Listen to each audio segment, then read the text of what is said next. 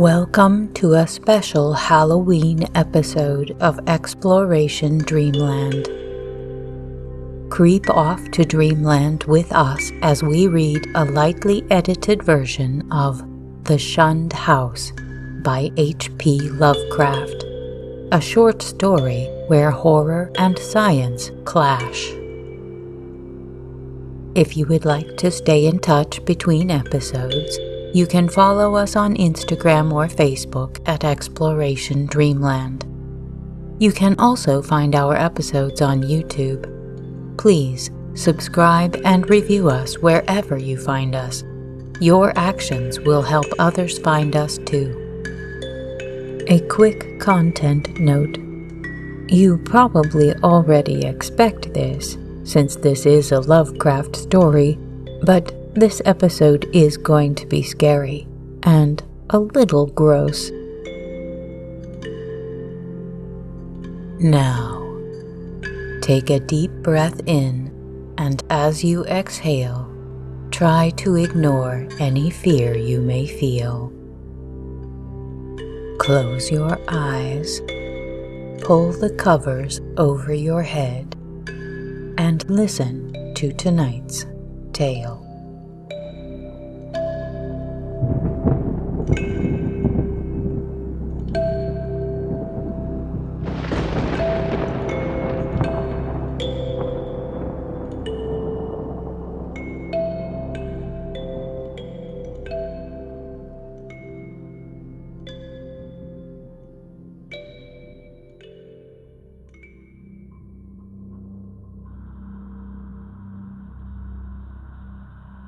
Part 4. On Wednesday, June 25, 1919, after a proper notification of Carrington Harris, which did not include surmises as to what we expected to find, my uncle and I conveyed to the Shunned House 2 camp chairs and a folding camp cot, together with some scientific mechanism of greater weight and intricacy. These we placed in the cellar during the day, screening the windows with paper and planning to return in the evening for our first vigil. We had locked the door from the cellar to the ground floor, and having a key to the outside cellar door, were prepared to leave our expensive and delicate apparatus, which we had obtained secretly and at great cost, as many days as our vigils might be protracted. It was our design to sit up together till very late, and then watch singly till dawn in 2-hour stretches, myself first and then my companion, the inactive member resting on the cot. The natural leadership with which my uncle procured the instruments from the laboratories of Brown University and the Cranston Street Armory, and instinctively assumed direction of our venture, was a marvelous commentary on the potential vitality and resilience of a person of 81. Elihu Whipple had lived according to the hygienic laws he had preached as a physician and, but for what happened later, would be here in full vigor today. Only 2 persons suspected what did happen, Carrington Harris and myself. I had to tell Harris because he owned the house and deserved to know what had gone out of it. Then, too, we had spoken to him in advance of our quest, and I felt after my uncle's going that he would understand and assist me in some vitally necessary public explanations. He turned very pale, but agreed to help me, and decided that it would now be safe to rent the house. To declare that we were not nervous on that rainy night of watching would be an exaggeration both gross and ridiculous. We were not, as I have said, in any sense childishly superstitious, But scientific study and reflection had taught us that the known universe of 3 dimensions embraces the merest fraction of the whole cosmos of substance and energy. In this case, an overwhelming preponderance of evidence from numerous authentic sources pointed to the tenacious existence of certain forces of great power, and, so far as the human point of view is concerned, exceptional malignancy. To say that we actually believed in vampires or werewolves would be a carelessly inclusive statement. Rather, must it be said that we were not prepared to deny the possibility of certain unfamiliar and unclassified modifications of vital force and attenuated matter, existing very infrequently in 3-dimensional space because of its more intimate connection with other spatial units, yet close enough to the boundary of our own to furnish us occasional manifestations which we, for lack of a proper vantage point, may never hope to understand. In short, it seemed to my uncle and me that an incontrovertible array of facts pointed to some lingering influence in the Shunned House, traceable to one or another of the ill-favored French settlers of 2 centuries before, and still operative through rare and unknown laws of atomic and electronic motion. That the family of Roulet had possessed an abnormal affinity for outer circles of entity, dark spheres which for normal folk hold only repulsion and terror, their recorded history seemed to prove. Had not, then, the riots of those bygone 1730s set moving certain kinetic patterns in the morbid brain of one or more of them, notably the sinister Paul Roulet, which obscurely survived the bodies murdered and buried by the mob, and continued to function in some multiple-dimensioned space along the original lines of force determined by a frantic hatred of the encroaching community. Such a thing was surely not a physical or biochemical impossibility in the light of a newer science, which includes the theories of relativity and intra-atomic action. One might easily imagine an alien nucleus of substance or energy, formless or otherwise, kept alive by imperceptible or immaterial subtractions from the life force or bodily tissue and fluids of other and more palpably living things into which it penetrates and with whose fabric it sometimes completely merges itself. It might be actively hostile, or it might be dictated merely by blind motives of self-preservation. In any case, such a monster must of necessity be in our scheme of things an anomaly and an intruder, whose extirpation forms a primary duty with every man not an enemy to the world's life, health, and sanity. What baffled us was our utter ignorance of the aspect in which we might encounter the thing. No sane person had ever seen it, and few had ever felt it definitely. It might be pure energy, a form ethereal and outside the realm of substance, or it might be partly material, some unknown and equivocal mass of plasticity, capable of changing at will to nebulous approximations of the solid, liquid, gaseous, or tenuously unparticled states. The anthropomorphic patch of mold on the floor, the form of the yellowish vapor, and the curvature of the tree roots in some of the old tales all argued at least a remote and reminiscent connection with the human shape. But How representative or permanent that similarity might be, none could say with any kind of certainty. We had devised 2 weapons to fight it. A large and specially fitted Crookes tube, operated by powerful storage batteries and provided with peculiar screens and reflectors in case it proved intangible and opposable only by vigorously destructive ether radiations, and a pair of military flamethrowers of the sort used in the World War, in case it proved partly material and susceptible of mechanical destruction. For like the superstitious Exeter rustics, we were prepared to burn the thing's heart out, if heart existed to burn. All this aggressive mechanism we set in the cellar in positions carefully arranged with reference to the cot and chairs, and to the spot before the fireplace where the mold had taken strange shapes.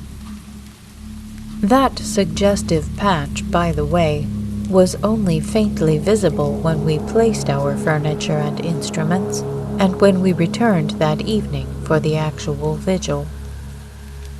For a moment, I half doubted that I had ever seen it in the more definitely limbed form, but then I thought of the legends.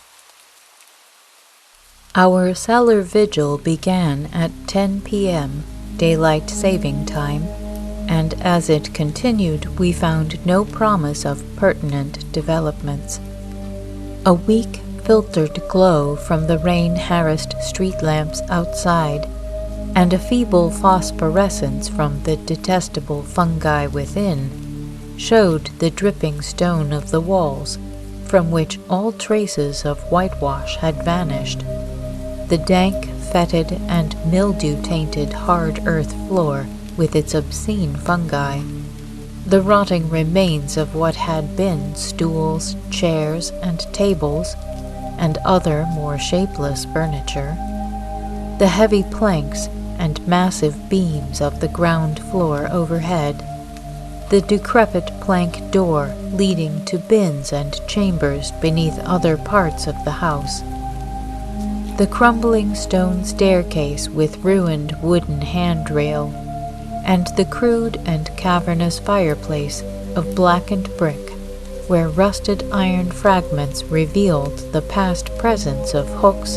andirons, spit, crane, and a door to the Dutch oven. These things, and our austere cot and camp chairs, and the heavy and intricate destructive machinery we had brought. We had, as in my own former explorations, left the door to the street unlocked, so that a direct and practical path of escape might lie open in case of manifestations beyond our power to deal with.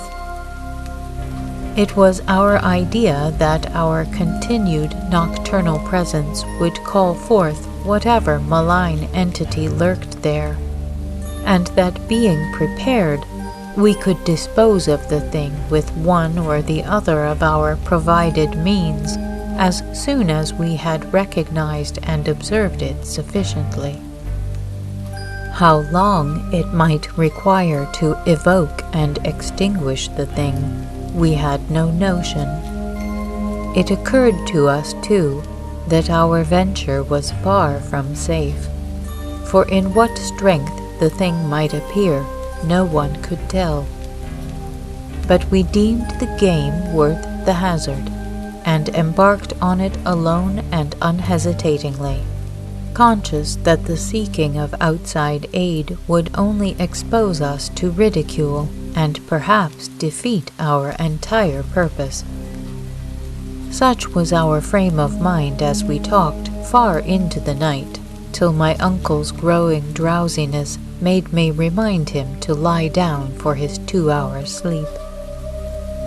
Something like fear chilled me as I sat there in the small hours alone. I say alone, for one who sits by a sleeper is indeed alone, perhaps more alone than he can realize. My uncle breathed heavily, his deep inhalations and exhalations accompanied by the rain outside, and punctuated by another nerve-wracking sound of distant dripping water within. For the house was repulsively damp even in dry weather, and in this storm positively swamp-like. I studied the loose antique masonry of the walls in the fungus light and the feeble rays which stole in from the street through the screened window. And once, when the noisome atmosphere of the place seemed about to sicken me, I opened the door and looked up and down the street, feasting my eyes on familiar sights and my nostrils on wholesome air. Still nothing occurred to reward my watching, and I yawned repeatedly, fatigue getting the better of apprehension. Then the stirring of my uncle in his sleep attracted my notice.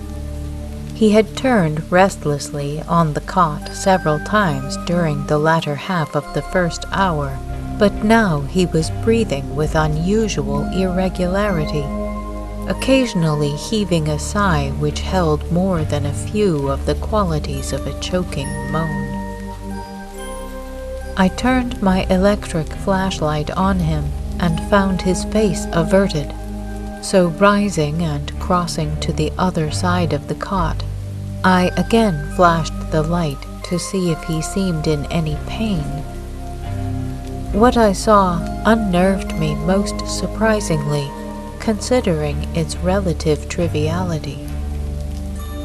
It must have been merely the association of any odd circumstance with the sinister nature of our location and mission, for surely the circumstance was not in itself frightful or unnatural. It was merely that my uncle's facial expression, disturbed no doubt by the strange dreams which our situation prompted, betrayed considerable agitation and seemed not at all characteristic of him. His habitual expression was one of kindly and well-bred calm, whereas now a variety of emotions seemed struggling within him. I think, on the whole, that it was this variety which chiefly disturbed me. My uncle, as he gasped and tossed in increasing perturbation, and with eyes that had now started open, seemed not one, but many men, and suggested a curious quality of alienage from himself. All at once he commenced to mutter, and I did not like the look of his mouth and teeth as he spoke. The words were at first indistinguishable, and then, with a tremendous start, I recognized something about them which filled me with icy fear, till I recalled the breadth of my uncle's education, and the interminable translations he had made from anthropological and antiquarian articles in the Revue des Deux Mondes. For the venerable Elihu Whipple was muttering in French, and the few phrases I could distinguish seemed connected with the darkest myths he had ever adapted from the famous Paris magazine. Suddenly, a perspiration broke out on the sleeper's forehead, and he leaped abruptly up, half awake. The jumble of French changed to a cry in English, and the hoarse voice shouted excitedly, "My breath! My breath!" Then the awakening became complete, and with a subsidence of facial expression to the normal state, my uncle seized my hand and began to relate a dream whose nucleus of significance I could only surmise with a kind of awe. He had, he said, floated off from a very ordinary series of dream pictures into a scene whose strangeness was related to nothing he had ever read. It was of this world, and yet not of it, a shadowy geometrical confusion in which could be seen elements of familiar things in most unfamiliar and perturbing combinations. There was a suggestion of queerly disordered pictures superimposed one upon another, an arrangement in which the essentials of time as well as of space seemed dissolved and mixed in the most illogical fashion. In this kaleidoscopic vortex of phantasmal images were occasional snapshots, if one might use the term, of singular clearness but unaccountable heterogeneity. Once my uncle thought he lay in a carelessly dug open pit, with a crowd of angry faces framed by straggling locks and three-cornered hats frowning down on him. Again he seemed to be in the interior of a house, an old house apparently, but the details and inhabitants were constantly changing, and he could never be certain of the faces or the furniture, or even of the room itself, since doors and windows seemed in just as great a state of flux as the presumably more mobile objects.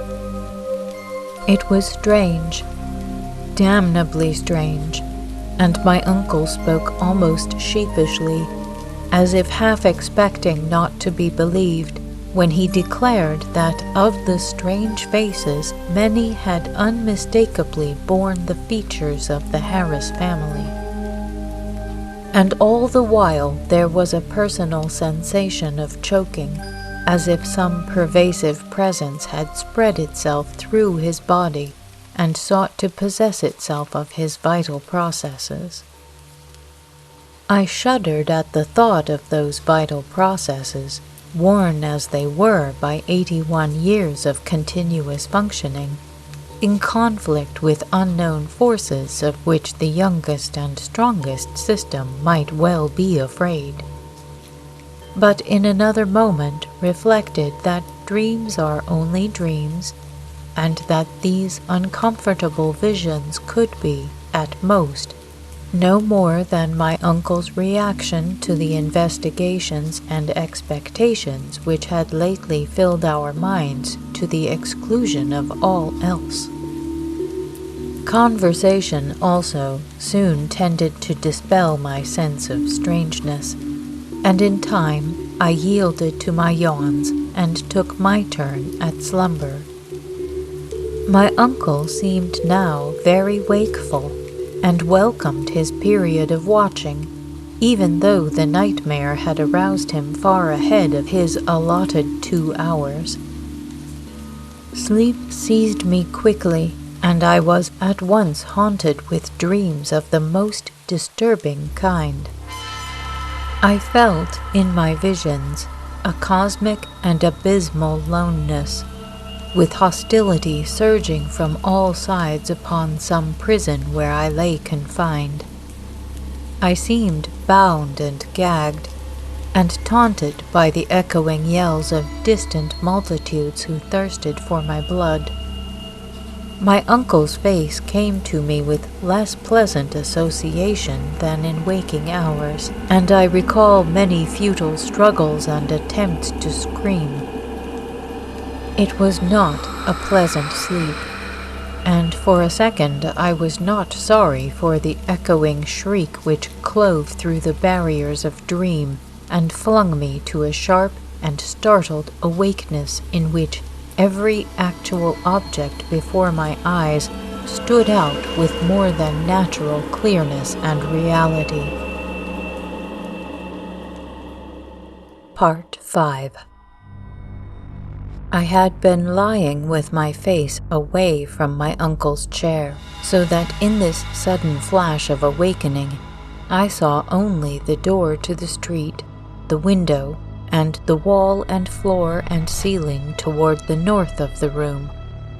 all photographed with morbid vividness on my brain, in a light brighter than the glow of the fungi or the rays from the street outside. It was not a strong or even a fairly strong light, certainly not nearly strong enough to read an average book by.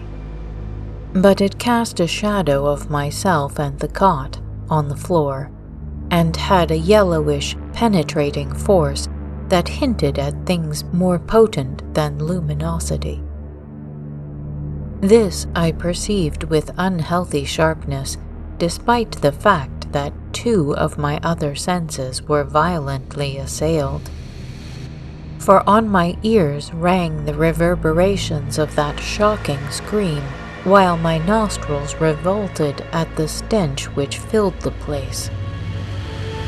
My mind, as alert as my senses, recognized the gravely unusual, and almost automatically I leaped up and turned about to grasp the destructive instruments which we had left trained on the moldy spot before the fireplace. As I turned, I dreaded what I was to see, for the scream had been in my uncle's voice, and I knew not against what menace I should have to defend him and myself. Yet, after all, the sight was worse than I had dreaded. There are horrors beyond horrors, and this was one of those nuclei of all dreamable hideousness which the cosmos saves to blast an accursed and unhappy few. Out of the fungus-ridden earth steamed up a vaporous corpse light, yellow and diseased, which bubbled and lapped to a gigantic height in vague outlines half human and half monstrous, through which I could see the chimney and fireplace beyond. It was all eyes, wolfish and mocking, and the rugose insect-like head dissolved at the top to a thin stream of mist which curled putridly about and finally vanished up the chimney. I say that I saw this thing, but it is only in conscious retrospection that I ever definitely traced its damnable approach to form. At the time, it was to me only a seething, dimly phosphorescent cloud of fungus loathsomeness, enveloping and dissolving to an abhorrent plasticity the one object on which all my attention was focused.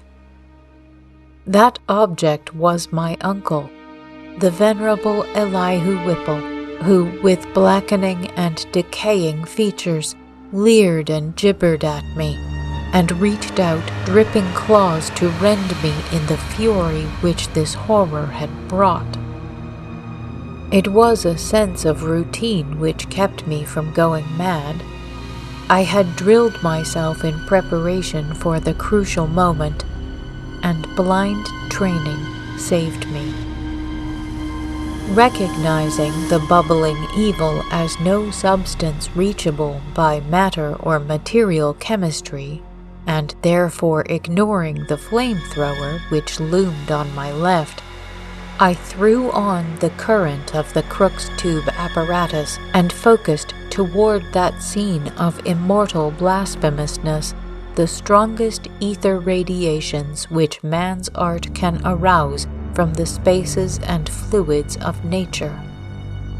There was a bluish haze and a frenzied sputtering, and the yellowish phosphorescence grew dimmer to my eyes.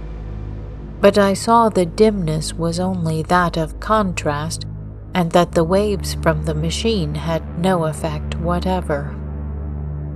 Then, in the midst of that demoniac spectacle, I saw a fresh horror which brought cries to my lips and sent me fumbling and staggering toward that unlocked door to the quiet street, careless of what abnormal terrors I loosed upon the world, or what thoughts or judgments of men I brought down upon my head. In that dim blend of blue and yellow, The form of my uncle had commenced a nauseous liquefaction whose essence eludes all description, and in which there played across his vanishing face such changes of identity as only madness can conceive. He was at once a devil and a multitude, a charnel house and a pageant. Lit by the mixed and uncertain beams, that gelatinous face assumed a dozen, a score, 100 aspects, grinning as it sank to the ground on a body that melted like tallow in the caricatured likeness of legions strange and yet not strange. I saw the features of the Harris line, masculine and feminine, adult and infantile, and other features old and young, coarse and refined, familiar and unfamiliar. For a second there flashed a degraded counterfeit of a miniature of poor mad Robbie Harris that I had seen in the School of Design Museum. And another time I thought I caught the raw-boned image of Mercy Dexter as I recalled her from a painting in Carrington Harris's house. It was frightful beyond conception. Toward the last, when a curious blend of servant and baby visages flickered close to the fungus floor where a pool of greenish grease was spreading, it seemed as though the shifting features fought against themselves and strove to form contours like those of my uncle's kindly face. I like to think that he existed at that moment, and that he tried to bid me farewell. It seems to me I hiccuped a farewell from my own parched throat as I lurched out into the street, a thin stream of grease following me through the door to the rain-drenched sidewalk. The rest is shadowy and monstrous. There was no one in the soaking street, and in all the world there was no one I dared tell. I walked aimlessly south past College Hill and the Athenaeum, down Hopkins Street and over the bridge to the business section, where tall buildings seemed to guard me as modern material things guard the world from ancient and unwholesome wonder.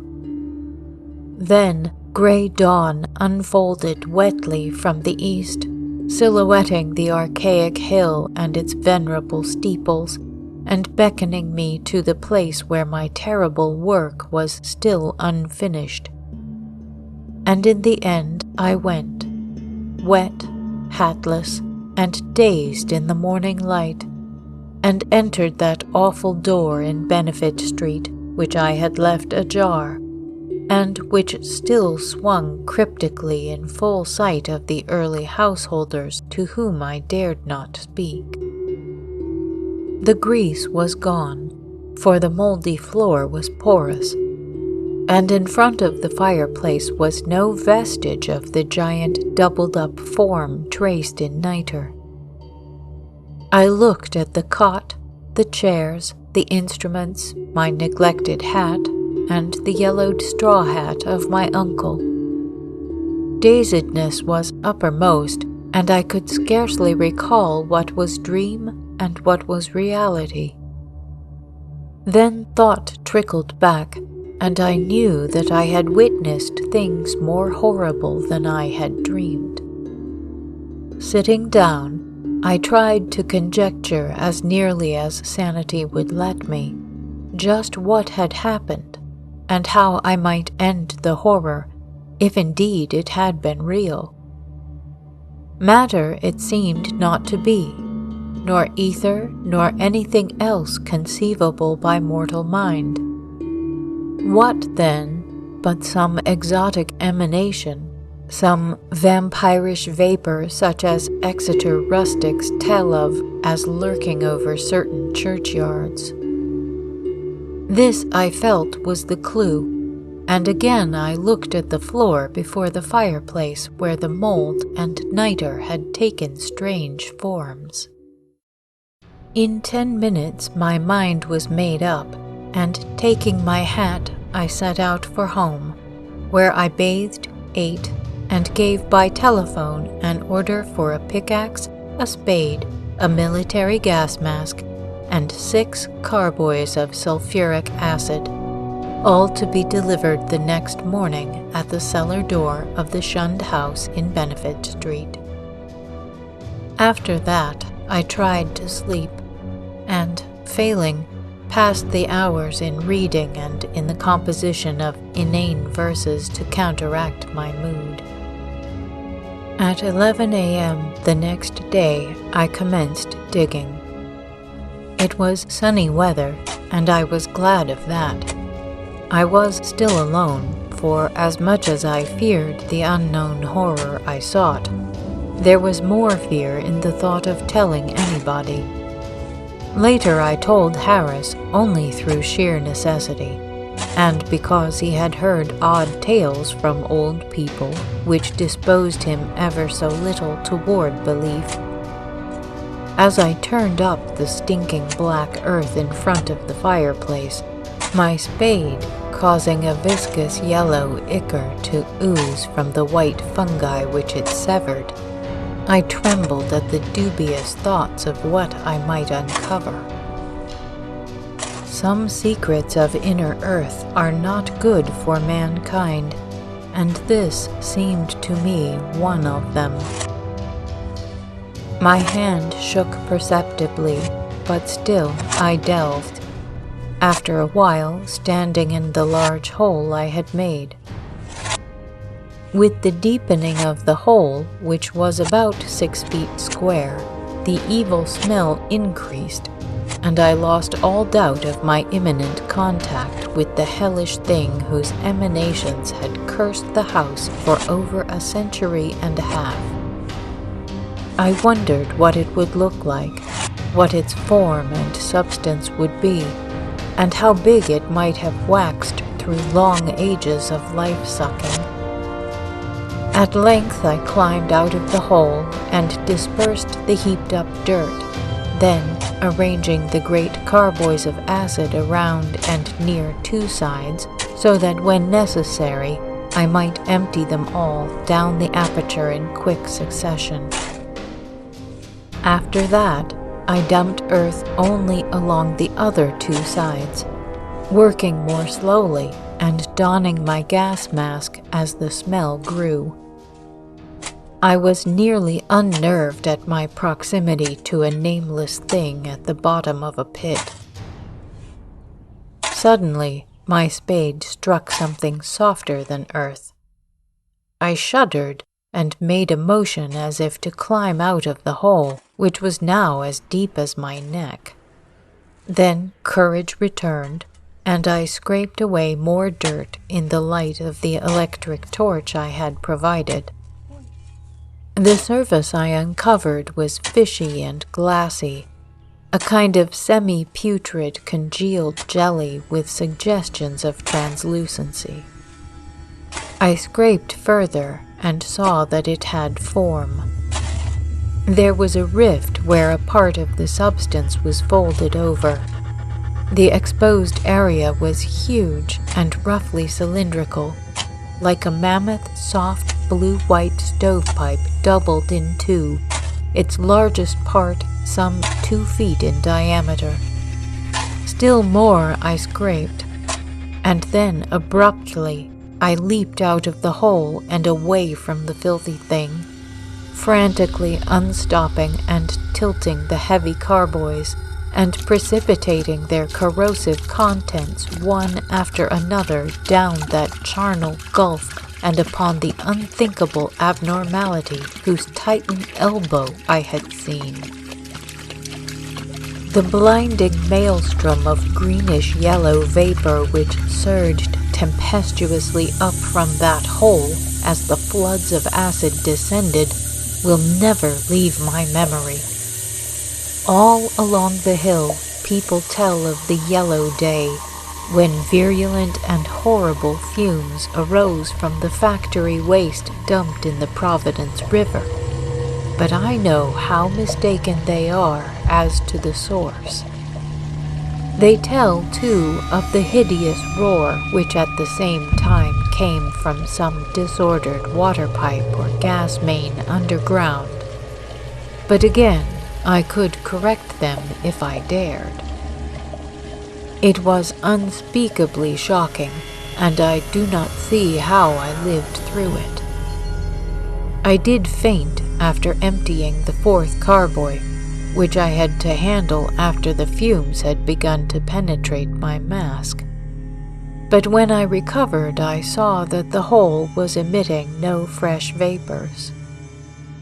The 2 remaining carboys I emptied down without particular result, and after a time I felt it safe to shovel the earth back into the pit. It was twilight before I was done, but fear had gone out of the place. The dampness was less fetid, and all the strange fungi had withered to a kind of harmless grayish powder which blew ash-like along the floor. One of Earth's nethermost terrors had perished forever, and if there be a hell, it had received at last the demon soul of an unhallowed thing. And as I patted down the last spadeful of mold, I shed the first of the many tears with which I have paid unaffected tribute to my beloved uncle's memory.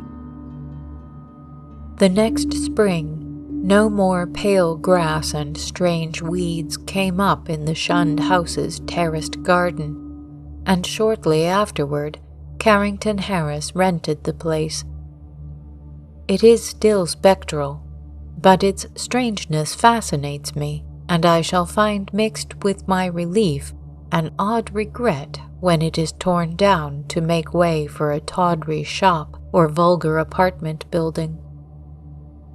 The barren old trees in the yard have begun to bear small sweet apples, and last year the birds nested in their gnarled boughs. The end.